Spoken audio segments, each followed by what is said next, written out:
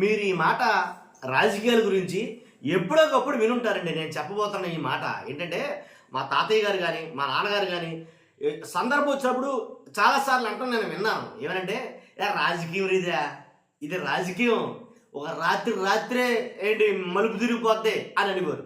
విన్నారా ఈ మాట? రాజకీయం ఇది, ఒక రాత్రే మలుపు తిరిగిపోద్రా, అటు నుంచి అటు ఇటు నుంచి అటు తారుమారైపోద్రా అని అనేవారు. మన నిజమే. ఇప్పుడు తర్వాత నాకు అప్పుడు అర్థం కాలేదు, కానీ తర్వాత చూస్తూ ఉంటే ఆ పోకడ తర్వాత అర్థమైంది. నిజమే కదా, రాత్రి టైంలోనే నైటే రాజకీయం ఎందుకు మలుపు తిరుగుతుంది అంటే ఒకటే తర్వాత నాకు అర్థమైన కారణం, నైటే కదా పంచేది. అర్థమైందా మీకు? నైటే కదా పంచేది, ఆ పంచిన దాన్ని బట్టి మలుపు తిరిగిపోద్ది. అర్థమైందా? దాని అర్థం అది. కానీ ఇక్కడ జరిగింది మాత్రం, జగన్మోహన్ రెడ్డి గారికి జరిగిన అన్యాయం మాత్రం ఎలా అంటే, ఒక రాత్రి దెబ్బడిపోయిందని చెప్పాలా నిజంగా. ఇప్పుడు మాట్లాడుకుంటున్న మాట ఎవరో దారిని పోయి దానయ్యో, లేకపోతే ఎవరో ఆకాశ రామన్నో లేకపోతే ఎల్లన్నో పుల్లన్నో చెప్తే నమ్మాల్సిన పనిలే. ఇక్కడ ఈ మాటలో అంటే ఈ వ్యాఖ్యలు చేసినటువంటి వ్యక్తి సామాన్యుడు కాదు, అసామాన్యుడు అని చెప్పాలా. పరకాల ప్రభాకర్ గారు మామూలు విషయం కాదు. ఆయన ఎలా అంటే ఆర్థికవేత్త, విద్యావేత్త, సామాజికవేత్త. కాబట్టి అంతేకాదు, చంద్రబాబు నాయుడు గారికి 2014 నుంచి 19 వరకు ఆయనకి అత్యంత సన్నిహితుడుగా ఏదైతే కమ్యూనికేషన్లో ఒక సలహాదారుడిగా, సమాచార శాఖలో ఒక సలహాదారుడిగా వ్యవహరించినటువంటి వ్యక్తి. అంతేకాదు, నిజంగా రాజకీయాలను అవపోసన పట్టినటువంటి వ్యక్తి. అలాంటి వ్యక్తి కొన్ని వ్యాఖ్యలు చేశాడంటే ఆషామాషి కాదు, మామూలు కాదు. రాత్రి రిగ్గింగ్ చేసేసారా ఏంటి? నాకు అర్థం కావట్లా. ఇప్పుడు అలాగనుకోవాలి కదా, లేకపోతే ఏమో అసలు ఏ రకంగా ఆలోచించాలి. వెనక చూస్తారు కదా జనం ఎంతమంది ఉన్నారో జగన్ కోసం. 40% ఓట్ షేరేజ్ ఉన్నమాట, ఓట్ షేర్ ఉన్నటువంటి వ్యక్తి. జనం చూస్తే ఎక్కడికి వెళ్తే అక్కడ కుప్ప తెప్పల కింద, కోకోల కింద వచ్చేస్తామంటారు. జనం ఎరగబడిపోతుంటారు జగన్ కోసం. కాబట్టి ఇలాంటి వ్యక్తి ఓడిపోయాడంటే కనుక బలమైన కారణం ఏదో ఉండాలి. ఏమో ఏం జరిగింది ఏంటో తెలియదు, కానీ మొత్తానికి ఏదో జరిగిందని మాత్రం అనిపిస్తుంది. అని జగన్ గారు అంట ఆ మాట వెనకాల ఏముంది. కానీ ఇప్పుడు పరకాల ప్రభాకర్ గారు తీసుకొచ్చిన కొన్ని అంశాల గురించి మాట్లాడుకుంటే ఏం జరిగి ఉంటుంది అసలు? రిగ్గింగే జరిగిందా లేకపోతే ఏం జరిగింది అనేది అర్థం కాని విషయం. ఏం జరిగిందో ఆయన కొన్ని వ్యాఖ్యలు చేశాడు. ఆ వ్యాఖ్యలు రెండు తెలుగు రాష్ట్రాల్లో దుమారాన్ని రేపుతున్నాయి, నిజమేనేమో అని. కాబట్టి దాని గురించి మనం మాట్లాడబోతున్నాం. రాష్ట్ర ప్రజలందరికీ వాస్తవాలు తెలియలేదు కాబట్టి మీ బాధ్యతగా ఫస్ట్ లైక్ చేయండి. లైక్ చేస్తే ఎక్కువ మందికి ఇన్ఫర్మేషన్ షేర్ అవుతుంది, ఈ వీడియో ఎక్కువ మందికి షేర్ అవుతుంది. కొత్తగా మన ఛానల్ చూస్తే పక్కాగా సబ్స్క్రైబ్ చేయండి. మీ అమూల్యమైన అభిప్రాయాన్ని కామెంట్ రూపంలో తెలియజేయండి. ఎందుకంటే కనుక రాత్రే జగన్ గారికి దెబ్బడిపోయిందంటే కనుక అవును అని అనాలి. ఎందుకని? పరకాల ప్రభాకర్ గారు చేసినటువంటి వ్యాఖ్యలు చూస్తే మామూలు అంశాలు అయితే కనుక ఆయన లేవనెత్తలా నిజంగాను. కాబట్టి ఎలా అంటే, ఏదైతే రాత్రి 11:45 నుంచి అర్ధరాత్రి 2 గంటల వరకు జరిగిన పోలింగ్ తీరుతో ఏదైతే ఉందో 3500 పోలింగ్ బూతుల్లో 11:45 నుంచి అర్ధరాత్రి 2 గంటల వరకు 17,19,482 ఓట్లు వేశారట. ఎవరేసేసారు? ఎక్కడి నుంచి వచ్చేసేసారు? రాత్రి గడిచి కొద్ది పోలింగ్ పర్సంటేజ్ పెరగడం ఏంటి విచిత్రం కాకపోతేని? అర్ధరాత్రి పోలింగ్ పర్సంటేజ్ పెరగడం ఏంటండి ఆశ్చర్యం కాకపోతేని? కాబట్టి 1 కాదు 2 కాదు అలాగా. కాబట్టి అర్ధరాత్రి కేవలం 2 గంటల సమయంలో 17 లక్షల ఓట్లు అంటే మామూలు విషయం కాదు నేను అనేది. కాబట్టి ఇంకోటి ఏంటంటే, ఇలా చాలా అంశాలు అయితే లేవనెత్తాడండి ఆయన లేవనెత్తిన అంశాలు చూస్తే ఆశ్చర్యం వేస్తుంది నిజంగా. ఎందుకంటే పోలింగ్ రోజు సాయంత్రం చూసుకుంటే కనుక 5 గంటలకు పోలైన ఓటింగ్ పర్సంటేజ్ ఎంత అంటే 68%, పైన చిల్లర శాతం. తర్వాత సాయంత్రం 8 గంటలకు పోలైన ఓటింగ్ శాతం ఎంత? 68%, 68.12%. రాత్రి 11:45కి 76.50%. పెరుగుతూ పోతుంది క్రమంగా, మీకు అర్థమవుతుందో లేదో కానీ. తర్వాత 4 రోజుల తర్వాత ఈసీ ప్రకటించిన ఓట్ల పర్సెంటేజ్ ఎంత అంటే 80.66%. అర్థమైంది కదా? అంటే పోలింగ్ రోజు ప్రకటించిన దానికి 4 రోజుల తర్వాత ప్రకటించిన దానికి 12.5%. అంటే 52 లక్షల ఓట్లు పెరిగిపోయి 52 లక్షల ఓట్లు పెరిగిపోయి రాత్రి ఎలా సాధ్యం? అర్థమైందా మీకు? మన మామూలు విషయం కాదనమాట. అసలు ఇది ఎలా సాధ్యమైంది? సాయంత్రం 6 గంటల తర్వాత 51 లక్షల ఓట్లు పోలయ్యాయి అంటే ఇది ఎలా సాధ్యమైంది అంటే ఒక లెక్క చెప్తున్నారు. ఎలా అంటే నిమిషానికి 3. అర్థమైందా? నిమిషానికి 3 అండి. గంటకి 200 వేసినట్టు లెక్క. ఇప్పుడు అర్ధరాత్రి దాటాక 20 సెకండ్లకి ఒక ఓటు చొప్పున 20 సెకండ్లు ఒక ఓటు చొప్పున వేస్తే వీళ్ళు అన్న లెక్కలైతే సాధ్యమవుతుంది. 20 సెకండ్లకి ఒక ఓటు కాదు, ఎంపీకి వేయాలి, ఎమ్మెల్యేకి వేయాలి. అంటే 20 సెకండ్లో 2 ఓట్లు వేయాలి.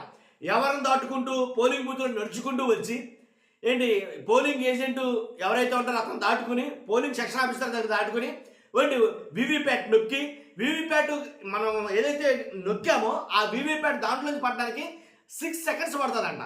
కాబట్టి ఇవన్నీ ఎలా జరిగింది, ఏదైనా మాయ జరిగిందా అని అంటే కనుక ఇలా సాధ్యం కావాలంటే ఒకటే ఫండమెంటల్ ఏంలా. ఇవన్నీ సాధ్యం అవ్వాలంటే ఒక రాత్రికి రాత్రి 51 లక్షల ఓట్లు పోవాలంటే ఒకటే ఏదైనా ఉంటే బాగుండు. ఎలా గుద్దితే ఆటోమేటిక్గా ఆ ఓట్లు వేసేయచ్చు. 51 లక్ష అండి, అసలు కోటి ఓట్లైనా వేసేయచ్చు, దాంట్లో ఎలాంటి డౌట్ లేదు. అర్థమైంది కదా? అంటే రిగ్గింగ్ చేస్తేనే సాధ్యం అవుద్ది ఒక ముక్కలో చెప్పాలంటే, లేకపోతే సాధ్యం కాదు కదా. ఇప్పుడు పరకాల ప్రభాకర్ గారు చెప్పినట్లు 2 నిమిషానికి అంటే టైం టు ఆయన చాలా వైరు ఆ మ్యాగజైన్లో రాశాడు. ఆయన ఏమని ద వైర్ అని ఒక పత్రికకి దాంట్లో వ్యాసం రాశాడు. వాళ్ళు కూడా సామాన్యమైన వాళ్ళు కాదు, అలాంటి దాంట్లో రాశాడు. ఈయన రాసుకొచ్చింది చూస్తే కనుక on May 13, 2024 at 5 PM as per CEO of AP voter turn was 68.0, అదే 68.4% పెరిగిందంట. అంతేకాదు ఆన్ May 13, 2024 at 8 PMకి as per ECI voter turn was 68.12. అర్థమైందా? తర్వాత on May 13, 2024 at 11:45 PM as per ECI ఏంటి ఏం చెప్తుంది, 76% ఓటింగ్ పర్సంటేజ్ పెరిగింది. ఆన్ ఇది ఇలా పెరుగుతూ పోయింది. వాళ్ళ 15వ తారీఖుని 11 అయింది, ఇంకా పెరిగింది. 12 అయింది, ఇంకా పెరిగింది. ఏంటిది పెరగడం ఏంటండి? అసలు అది తెలియదు. పోలింగ్ ఏదైతే క్లోజ్ అయిపోయిందో క్లోజ్ అయిన కాడి నుంచి విపరీతంగా పెరిగింది ఓటింగ్ పర్సంటేజ్. ఈయన చెప్తున్న లెక్క ప్రకారంగా ఇది ఏదో కట్టు కదో లేకపోతే కల్పన కథలో కాదు. ఈయన తీసుకుంది కూడా ఏదైతే ఎలక్షన్ కమిషన్ వెబ్సైట్ ఏదైతే కొన్ని ఇచ్చిందో దాని డేటానే తీసుకున్నాడు మళ్ళీ పైగా. కానీ దానికి వ్యత్యాసం పోలి చూసాడు అయితే తేడా. అర్థమైందా? కాబట్టి ఇలాగా ఒక రకంగా జరిగితే కనుక ఇద్దరు రిగ్గింగ్ అయినా జరిగి ఉండాలి, లేదా ఈవీఎంలైనా మార్చి ఉండాలి, అంతే కదా. లేకపోతే ఇది సాధ్యమా? జరిగే పని కాదు కదా. అర్ధరాత్రి 2 వరకు ఏంటి సుమారు 5 గంటల నుంచి 2 వరకు 51 లక్షల ఓట్లు పోలేయంటే సామాన్య విషయం కాదు. దీని మీద మనం ఆలు కాదు దుమ్మెత్తి పోసేస్తున్నారు. ఈ అంశాలను పట్టుకుని వైఎస్ఆర్సీపీ కావచ్చు, కొంతమంది రాజకీయ విశ్లేషకులు కూడా గట్టిగానే మాట్లాడుతున్నారు. ఎవరైతే పరకాల ప్రభాకర్ గారు తీసుకొచ్చినట్టు ఈ అంశాలని లేవనెత్తిన అంశాలు పట్టుకుని దుమ్మెత్తి పోసేస్తున్నారని చెప్పాలి నిజంగా. కాబట్టి ఎలా సాధ్యం ఇది? కాబట్టి ఒకటి చెప్తాను నేను, జరిగిపోయిన పెళ్లికి అయిపోయిన పెళ్లికి బాజాలు వాయించుకోవడం కరెక్ట్ కాదు. ఎందుకంటే ఈజీ కూడా మాట్లాడతాయి ఈ అంశం మీద. కానీ రాబోయే ఎన్నికలు దృష్టిలో పెట్టుకుని కొన్ని జాగ్రత్త అయితే చూసుకుంటే మంచిదేమో పార్టీ ఏదైనా కానీ. నా ఉద్దేశం ప్రకారం ఏమో మళ్ళీ ఇలా జరగదు అని అంటే గ్యారెంటీ ఏంటి? రాజకీయం అంటేనే నేను ఎప్పుడు కూడా ఒక దాంతో పోలుస్తా. రాజకీయం అంటే రెక్కల గుర్రమని పోలుస్తాను నేను. ఎందుకంటే అది ఎప్పుడైనా అక్కడొచ్చు, ఎవరు తెలుసొచ్చు చెప్పలేం. కాబట్టి రానున్న ఎన్నికల్లో ఖచ్చితంగా ఇవి ఎలా జరగకుండా ఉంటాక ఏమైనా చర్యలు తీసుకుంటే మంచిది పార్టీలు అన్నీ కూడా. అంటే దూరదృష్టితోటి. ఇంకోటి ఏంటంటే పోలింగ్ బూత్ ఏజెంట్లు అంటే టీడీపీ వాళ్ళు కొంతమంది పోస్ట్ షేర్ చేస్తారు. అది నేను మీకు చెప్పాలి. ఏంటి ఆ పోస్ట్ అంటే, జగన్మోహన్ రెడ్డి గారు ఆల్రెడీ దీని గురించి అంటే ఈవీఎంల గురించి గతంలో మాట్లాడిన మాటలే కొన్ని పోస్ట్ చేస్తున్నారు. ఏంటంటే కనుక ఇవన్నీ నమ్మకూడదు, ఈవీఎంలు గెలిచినప్పుడు ఒక రకంగా గెలినప్పుడు ఒక రకంగా మాట్లాడతారు అన్నట్టుగా పోస్ట్ చేసుకొస్తారు. కాబట్టి జగన్మోహన్ రెడ్డికి తీవ్రమైన దెబ్బ ఎక్కడ తగిలిందంటే కనుక రాజకీయ విశ్లేషకుడిగా నాకున్న అవగాహన మీద చెప్తున్నాను. ఏదైతే అప్పటికప్పుడు జాయిన్ అయ్యారో వైఎస్ఆర్సీపీలో అప్పటికప్పుడు ఎలక్షన్ ఇంకో 10 రోజులు ఉందనగా వైఎస్ఆర్సీపీలో జాయిన్ అయినటువంటి కొంతమంది నేతలు కావచ్చు, కొంతమంది కార్యకర్తలు కావచ్చు, చాలా మందిని పోలింగ్ బూత్ ఏజెంట్గా నియమించారు. చాలా పోలింగ్ బూతుల్లో వాళ్ళే ఉన్నారు. వాళ్ళు ఉన్న పోలింగ్ బూతులన్నీ కూడా చాలా అస్తవ్యస్తంగా ఏడ్చినాయి. దారుణాలు జరిగింది దాంట్లో. ఇదైతే వాస్తవం. కాబట్టి అంటే మీరు కోవట్లు అనుకుంటారు ఏమనుకుంటారో తెలియదు, కానీ పోలింగ్ ఏదైతే బూత్ ఏజెంట్ పోలింగ్ మేనేజ్మెంట్ ఏదైతే ఉందో దాంట్లో పూర్తిగా వైఫల్యం చెందింది వైఎస్ఆర్సీపీ. లాస్ట్ టైం ఎలక్షన్లో పోల్ మేనేజ్మెంట్లో పూర్తి వైఫల్యం. దాంట్లో ఎలాంటి డౌట్లేదు, రాసి పెట్టుకోవచ్చు మీరు అవసరమైతే కనుక. రానున్న రోజుల్లో మీరు దీన్ని సరి చేసుకోవాలి మీరంతా కూడా దీన్ని. కాబట్టి పోల్ మేనేజ్మెంట్ అసలు అస్తవ్యస్తంగా జరిగింది వైసీపీలో.